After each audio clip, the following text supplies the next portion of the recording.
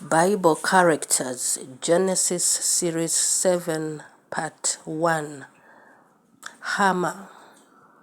Hamor was a biblical figure who appears in the book of Genesis chapter 34. Hamor was the king of the Hivites, a Canaanite tribe. Hamor was the father of Shechem, the prince who raped Dinah, the daughter of Jacob. After Shechem's actions, Hamor negotiated with Jacob to marry Dinah and form an alliance between their families. Hamor proposed that the Hivites and Jacob's family intermarry, but Jacob's sons rejected the idea. Hamor and his son Shechem were killed by Simeon and Levi, Dinah's brothers, in revenge for Shechem's actions. Hamor's failure to discipline his son Shechem and his attempt to justify Shechem's actions led to the tragic consequences. Hamor's story highlights the importance of holding individuals accountable for their actions. Hamor's willingness to compromise his values to form an alliance with Jacob's family ultimately led to his downfall. The name Hamor means donkey or ass in Hebrew. Hamor's story provides insight into the cultural practices and values of the ancient Hivites and Canaanites. What lessons do we derive from the life of Hamor? Lessons on leadership and accountability. Responsibility for others' actions.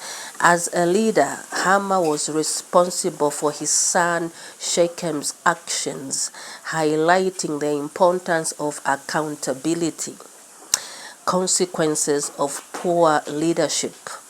Hamor's failure to discipline Shechem led to tragic consequences, demonstrating the importance of effective leadership. Leading by example.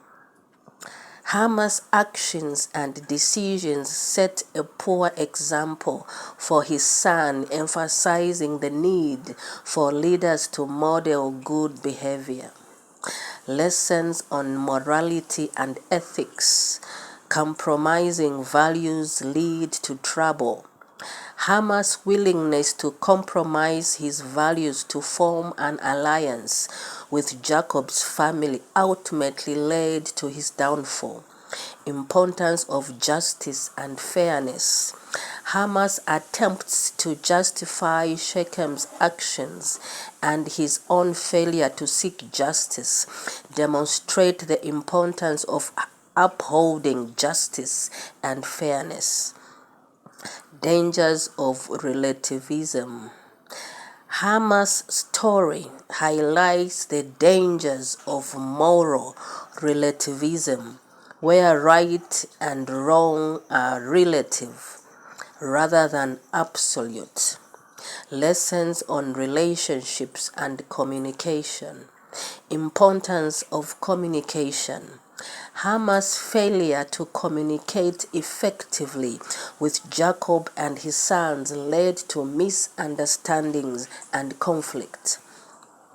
Building trust and credibility. Hamor's actions changed his credibility and trust with Jacob's family, emphasizing the importance of building and maintaining trust in relationships. Resolving conflicts peacefully. Hamor's story demonstrates the importance of seeking peaceful resolutions to conflicts rather than resorting to violence or manipulation. Lessons on God's sovereignty and justice. God's justice is sure. Hamor's story demonstrates that God's justice is sure, even if it is not immediate. Consequences of sin. Hamar's actions and those of his son Shechem illustrate the consequences of sin and the importance of seeking forgiveness and restoration. God's sovereignty over all.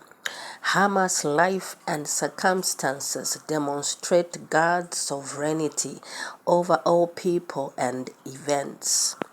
This is Her Honor, the Lady Prophetess, Professor Smanya Abigail Carroll, PhD at Visions of Glory International. Shalom.